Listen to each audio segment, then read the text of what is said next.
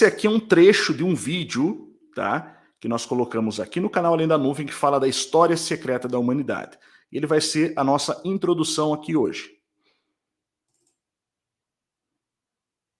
Aqui você pode ver alguns mapas do mundo. No topo, do lado direito, você pode ver o mapa de Piri Reis, que foi usado muito antes de Cristóvão Colombo chegar à América. E você pode ver quão perfeito esse mapa já era, no início do século XVI, mostrando parte da Europa, parte da Espanha, Portugal, parte da África Ocidental e também parte da América do Sul. Não sabemos até agora quem foi capaz de fazer esse mapa tão perfeito há tantos séculos. Nos outros mapas de Piri Reis, que não mostramos nessa foto, você também pode ver a Antártida sem gelo.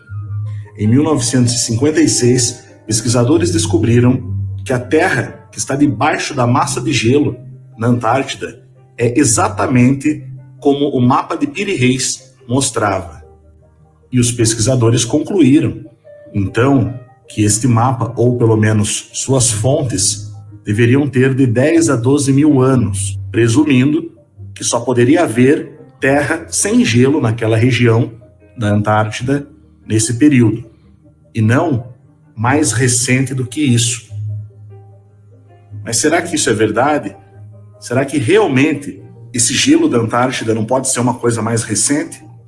Mas a próxima pergunta de Klaus Dona seria: quem foi capaz de fazer tal mapa mundi tão perfeito, tão maravilhoso? E agora estamos vendo o mapa de Atlântida, feito por Athanasius Kircher.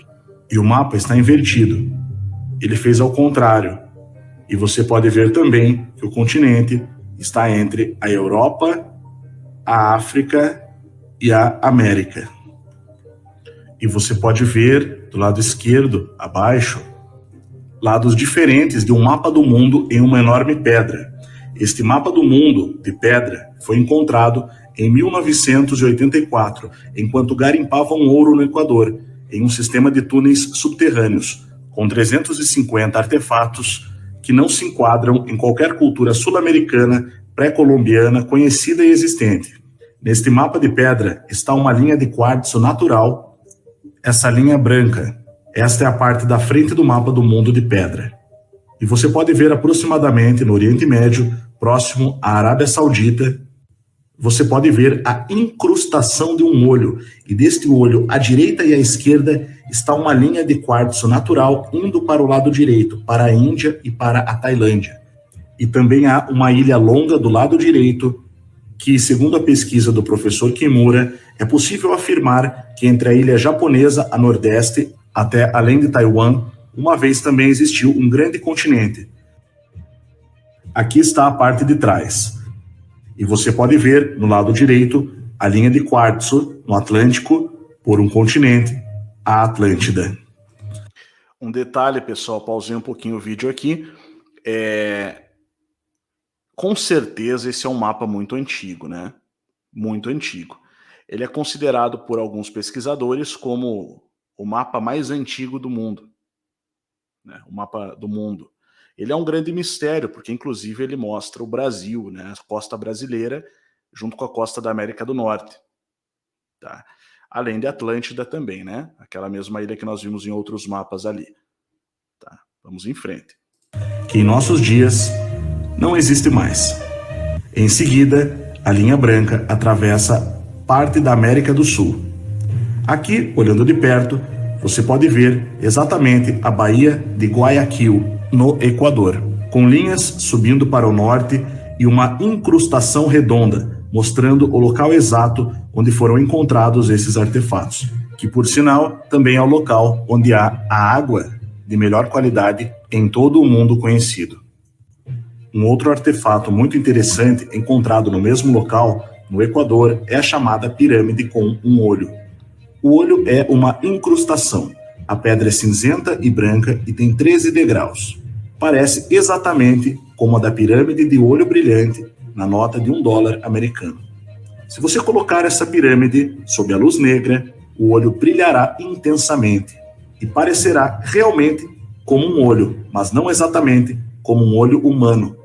Aqui você tem um close do olho e você pode ver as cores da incrustação. Na parte inferior da pirâmide, você tem a incrustação em pequenas placas de ouro, indicando a constelação de Órion. E você tem uma escrita desconhecida, a tradução do professor Kurt Schildmann, que era o presidente da Associação Alemã de Linguística e conhecia mais de 40 línguas. Ele foi capaz de traduzir essa escrita. Ele o chamou de pré-sânscrito, porque é mais velho do que a escrita mais antiga. A tradução das 4 letras que você pode ver aqui, a tradução dele é: o Filho do Criador vem. Nós encontramos a mesma escrita em pedras em alguns países, como Equador, Colômbia, Illinois, nos Estados Unidos, Gloucester, na França, Malta, no Mediterrâneo, Turcomenistão, Austrália e no sul da Calábria, Itália, há poucos anos atrás. Sempre há pedras e cerâmica terracota com a mesma escrita. Isso significa que essa escrita existiu uma vez em todo o mundo, e isso significa que deve ter havido uma civilização mundial mais velha do que a do sânscrito, com mais de 6.000 anos. O professor Schildmann também disse que essa escrita tem alguma semelhança com a escrita indiana e também com a escrita da Ilha de Páscoa. Como ele disse, esta é mais antiga do que o sânscrito. Ele chamou essa escrita de pré-sânscrito. Nesta pedra você pode ver no topo os 2 olhos e então você vê a mão direita segurando a pirâmide e a mão esquerda colocada no topo da pirâmide. É uma espécie de manual que ensina como usar a pirâmide. Bom, aqui está um braço, né, e aqui a outra mão na imagem. Mas o que é mais importante para a gente é justamente o fato de que em vários locais do mundo existe essa inscrição numa língua muito antiga, né, cuja tradução é essa daqui: o Filho do Criador vem. Então isso mostra o que para a gente aqui?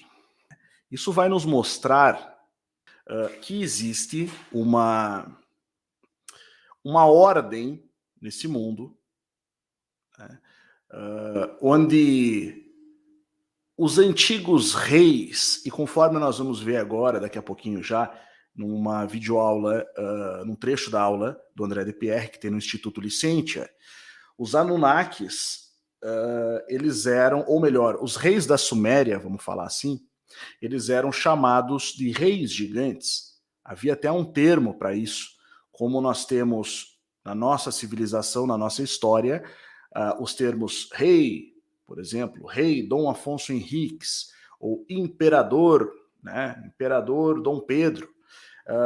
O título era Lugal. Ele vai explicar bem isso, que significa exatamente rei gigante. Então você vê que haviam, além de haver uma rede mundial de comunicação, onde esses registros podiam ser encontrados em toda a parte no mundo, né? Assim como eu já mostrei também aqui, a Cueva de los Tallos, que depois eu posso mostrar algumas coisas, alguns artefatos. Claramente nós vemos lá artefatos cuja influência é do mesmo local, enfim, na Mesopotâmia, o mesmo local dos Sumérios. Então, a Suméria é realmente importante. A Suméria é realmente importante porque, na verdade, o André vai falar isso no vídeo, né? Quando a gente fala das religiões abraâmicas, Abraão, patriarca, né, do judaísmo, enfim, ele vem de Ur, dos caldeus, né? Acontece que Ur era uma cidade suméria. Então é como você dissesse que esse primeiro hebreu fosse um sumério, de certa forma, né? Um cidadão sumério. Logicamente que, etimologicamente, o termo hebreu ele vai remeter a Éber, né, que é um dos descendentes de Noé. Mas é interessante que existem algumas coisas na história da humanidade que elas são relatadas por todas as culturas, conforme nós já vimos em outros vídeos. Entre elas, gigantes, dilúvio, né? Dragões também, mas dilúvio especificamente, o mundo antediluviano, ele é relatado por muita gente, por muitos povos e por muitas culturas. Tá?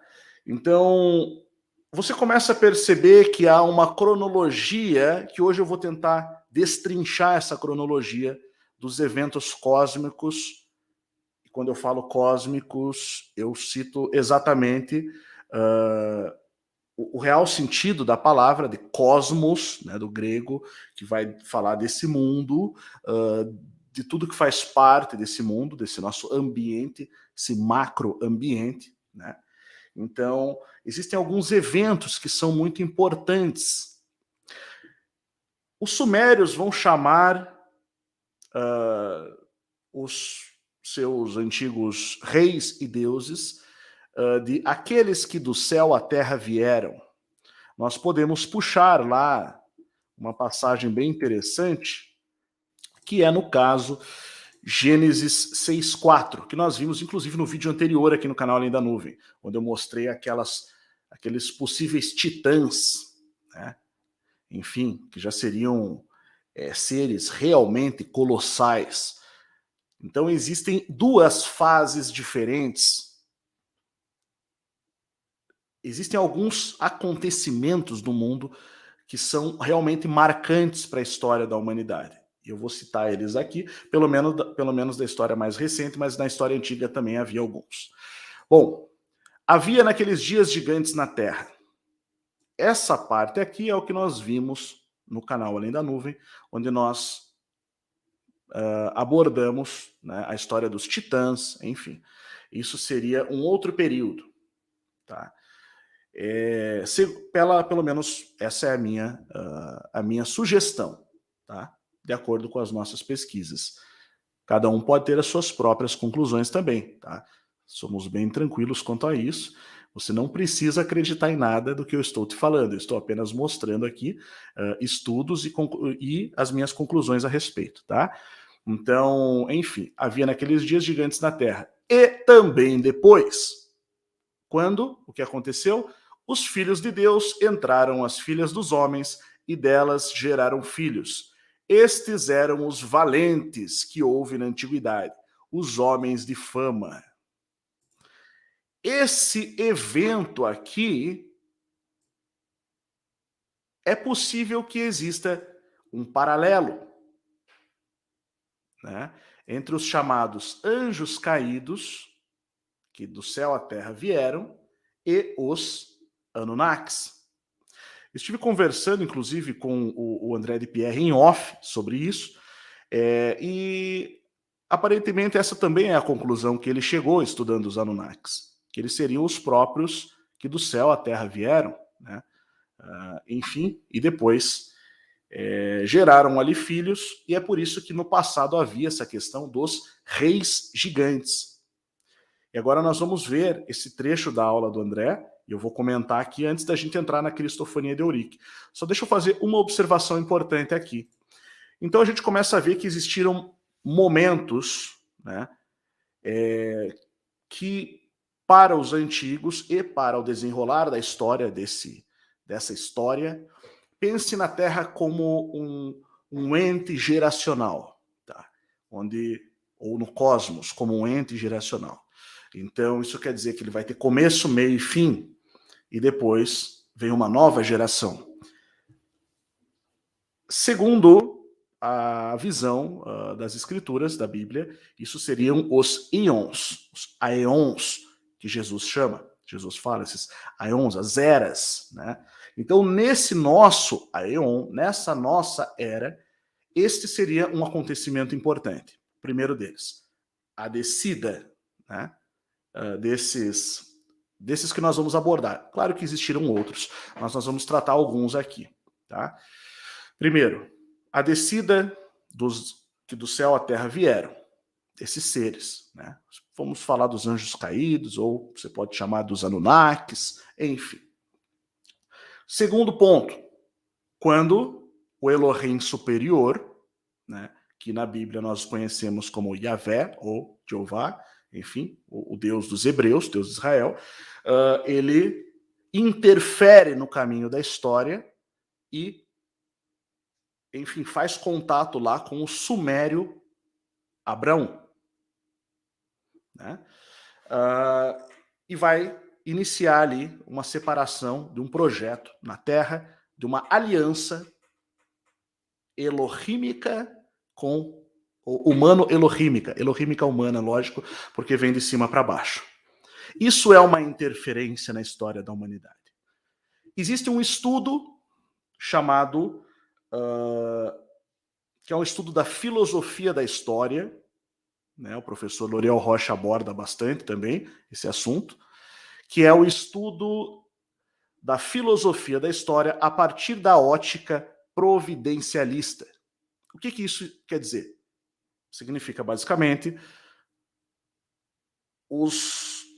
enfim, caminhos históricos, os caminhos da história da humanidade, debaixo da influência da providência divina. Que é justamente isso que eu estou tentando explicar aqui, né?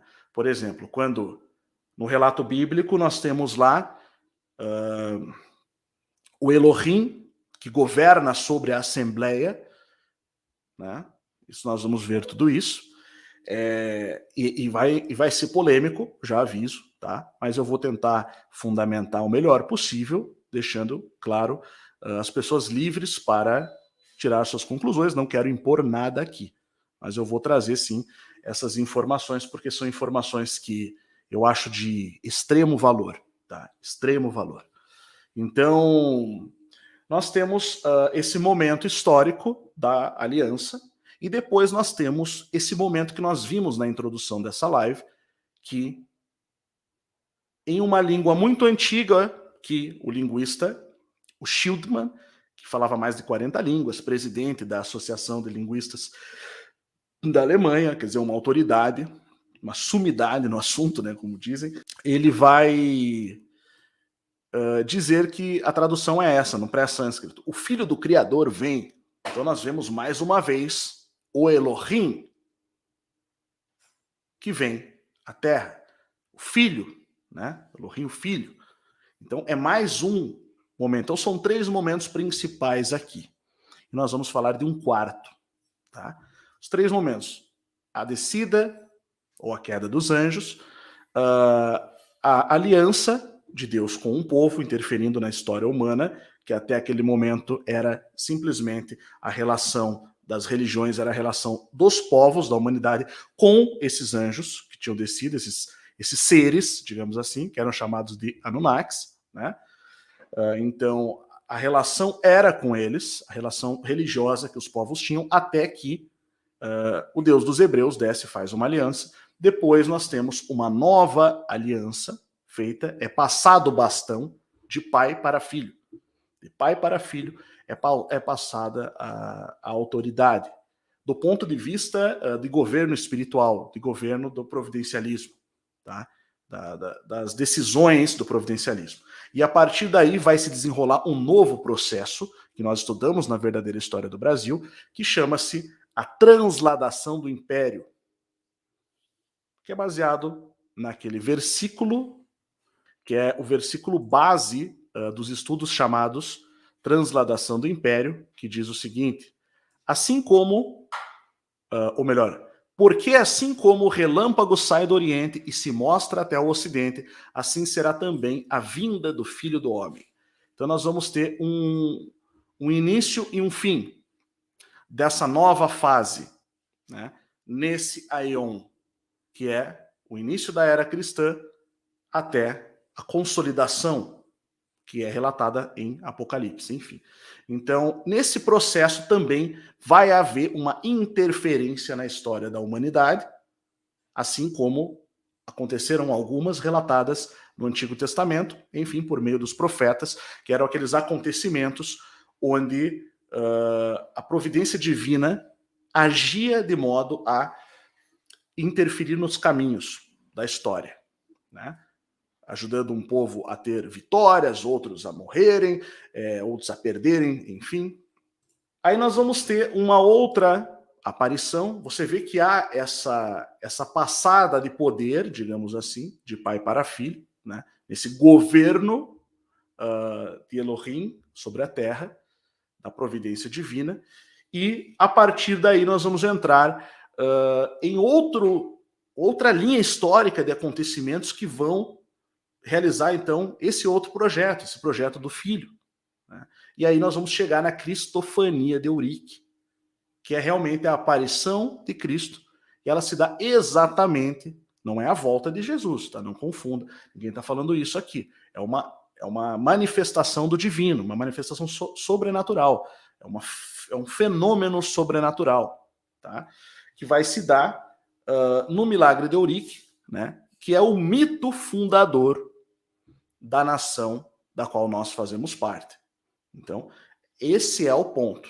Então, nós vamos falar desse desenrolar de acontecimentos que eu relatei até aqui.